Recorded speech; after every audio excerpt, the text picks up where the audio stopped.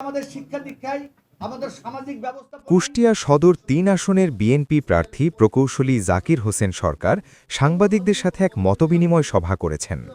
আজ রবিবার দুপুর ১২টায় শহরের কোর্টপাড়াস্থ দলীয় কার্যালয়ে বিএনপির মিডিয়া সেলের আয়োজনে সাংবাদিকদের সাথে মতবিনিময় সভায় সাংবাদিকদের বিভিন্ন প্রশ্নের জবাবে তিনি বলেন, বিএনপির প্রতি সাধারণ জনসাধারণের পূর্ণ আস্থা আছে। আস্থা আছে তারেক রহমানের প্রতি। দেশে দুর্নীতি, সন্ত্রাস, মাদক, চাঁদাবাজ মুক্ত করতে বিএনপির বিকল্প নেই বলে মনে করেন সাধারণ মানুষ। এই জুলাই আন্দোলনে যারা শক্ত ভূমিকা রেখেছে এবং দেশের পজিটিভ পরিবর্তন যারা চায়, তারা দেশে যোগ্য এবং এই ধরনের লোক তারা চায়, এবং আমি মনে করি তারা আমাকে এই আমাদের কোয়ালিফিকেশনের জন্য তারা আমাকে পছন্দ করে।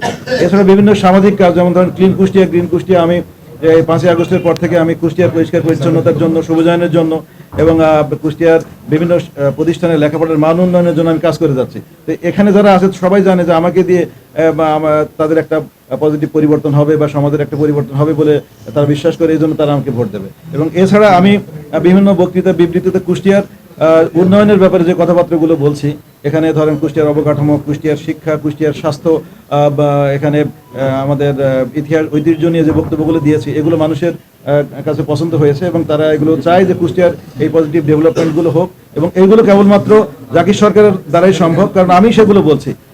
এবং এছাড়া অন্য প্রার্থীরা যারা আছে তারা কিন্তু কুষ্টিয়া নিয়ে এই ধ্যান ধারণা বা কুষ্টিয়ার এই স্বপ্নের কথাগুলো তারা বলছে না, যার কারণেই তারা মনে করে যে জাকির সরকারকে দিয়েই কুষ্টিয়ার এই পজিটিভ পরিবর্তন সম্ভব হবে, এবং এই জন্য তারা আমাকে ভোট দেবে বলে আমি মনে করি। সেই সাথে জুলাই যোদ্ধারা বিএনপিকে যোগ্য মনে করে বলে সাধারণ মানুষও ধানের শীষ অর্থাৎ আমাকে প্রতীকে ভোট দেবে। এ সময় জেলা বিএনপির আহ্বায়ক কুতুবুদ্দিন আহমেদ, মিডিয়া সেলের প্রধান আবু বকর সহ কুষ্টিয়ায় কর্মরত বিভিন্ন প্রিন্ট ও ইলেকট্রনিক মিডিয়ায় কর্মরত গণমাধ্যম কর্মীরা উপস্থিত ছিলেন। CTC news, Kushtia.